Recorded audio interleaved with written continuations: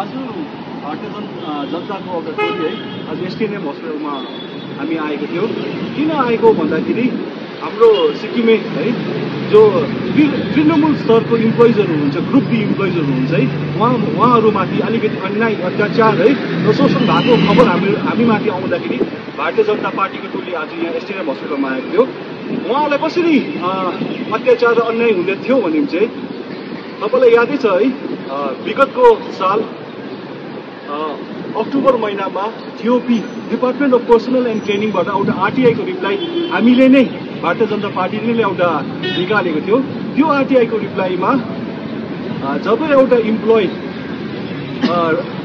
एमआरदेखि एडल्टदेखि regular हुन्छ उहाँलाई एमएलएको recommendation चाहिँदैन भनेर त्यो आरटीआईको रिप्लाईमा डिपार्टमेन्ट अफ पर्सनल एन्ड ट्रेनिङले हामीलाई जवाब दिएको थियो। आज यही कारणले गर्दाखेरि फेरि है एसटीएनएम हस्पिटलमा है यही कुराले गर्दाखेरि हामी आएको थियौँ। किनभने यहाँ विभिन्न हाम्रो भाइ बहिनीहरूलाई है तर्साएर है अन्याय गरेर यहाँ एसटीएनएम हस्पिटलले एमएलएको रिकमेन्डेसन फेरि चाहिन्छ भनेर खबर आएकोले गर्दा आज हामी यहाँ आएको थियौँ। तर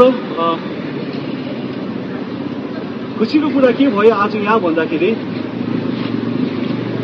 हाम्रो जुन चाहिँ एउटा मिसअन्डरस्ट्यान्डिङ है ग्रुप डी इम्प्लोइज र जुन चाहिँ एउटा डिपार्टमेन्टसँग भएको थियो त्यो आज क्लेरिफाई भयो। अनि त्यसले गर्दाखेरि चाहिँ जतिजनाको पनि यो अर्डरहरू अड्केको थियो है उहाँले आज अर्डर पाउनुभयो। त्यसको लागि आज हामी हाम्रो हेल्थ डिपार्टमेन्टको है सेक्रेटरी साहब, मेडिकल सुप्रिन्टेन्डेन्ट, अन्डर सेक्रेटरी र ओएस म्याडमलाई पनि हामी यहाँबाट धन्यवाद दिन चाहन्छु।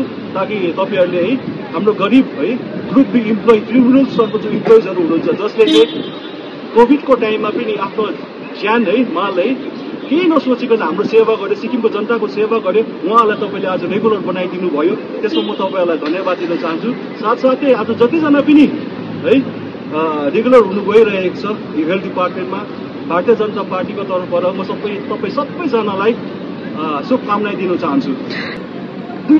हामीले दुईटा कुरा बुझ्यौँ है, किनभने जब स्पष्टसँग डिपार्टमेन्ट अफ पर्सनलले एमएलए रिकमेन्डेसन चाहिँदैन भनेर हामीलाई रिप्लाई दिइसकेको बादमा अझै पनि यहाँ आज कुरा सुन्दाखेरि सबै डिस्ट्रिक्टमा पनि उनीहरूले हस्पिटलमा पनि मागिरहेको छ भनेर कुरा आएको छ है। तर यो कुरा सुन्दाखेरि हामीलाई दुईटा कुरा मात्रै मनमा आएको छ।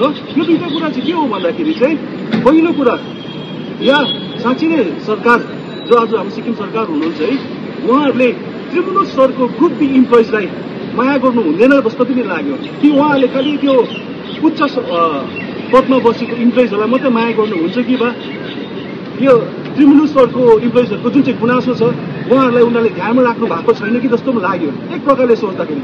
अर्को प्रकारले सोच्दाखेरि हामीले यहाँबाट के बुझ्नुपर्छ भन्दाखेरि जब डिओपीले हामीलाई रिप्लाई दियो लास्ट इयर, मलाई याद छ डिओपी सेक्रेटरी साहबले डिओपी मिनिस्टरसँग सल्लाह गरेर नै यो रिप्लाई हामीलाई दिनुभएको जस्तो हामीलाई लागेको छ।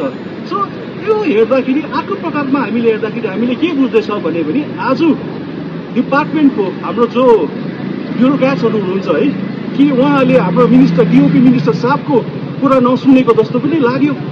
किनभने जब उनीहरूले एउटा दिइसकेको छ, एउटा रिप्लाई दिइसकेको छ जसमा चाहिँ एमएलए रिकमेन्डेसन चाहिँदैन भनेर जब डिओपी डिपार्टमेन्टले दिइसकेको छ भने किन चाहिँ अरू डिपार्टमेन्टले यसलाई फलो यो जुन चाहिँ नियमहरू यो जुन चाहिँ कानुनहरू छ यसलाई फलो किन नगरेको भन्दाखेरि एउटा शङ्का कतै हाम्रो मनमा लागिरहेको छ कि उहाँ के बा डिओपीको मिनिस्टरको कुरा उहाँले नसुन्नु भएको जस्तो पनि लागिरहेको छ है।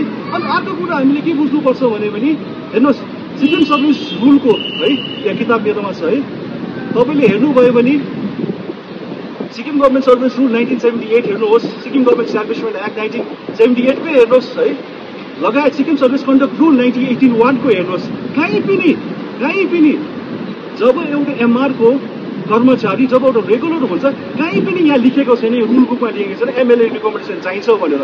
त्यसले गर्दाखेरि है आज जतिजना पनि यो दुविधामा परिरहेको छ ल्या मैले एमएलए रिकमेन्डेसन पाउँदिनँ कि बा म रेगुलर हुँदैन कि बा भनेर सोचिरहनु भएको छ है। तपाईँलाई त्यस्तो दुःख पीडा लागिरहेको छ भने तपाईँले नजिकको हाम्रो भारतीय जनता पार्टीको कार्यकर्तासँग तपाईँले सम्पर्क गरिदिनुहोस् है। यो दुःखको घडीमा हामी सिक्किमे जनतासँग जहिले पनि हामी तपाईँसँग है कन्दामा कन्दा मिलाएर तपाईँलाई हातमा हात लगाएर तपाईँलाई न्याय दिन्छु भनेर यहाँबाट म तपाईँलाई आश्वासन दिन चाहन्छु।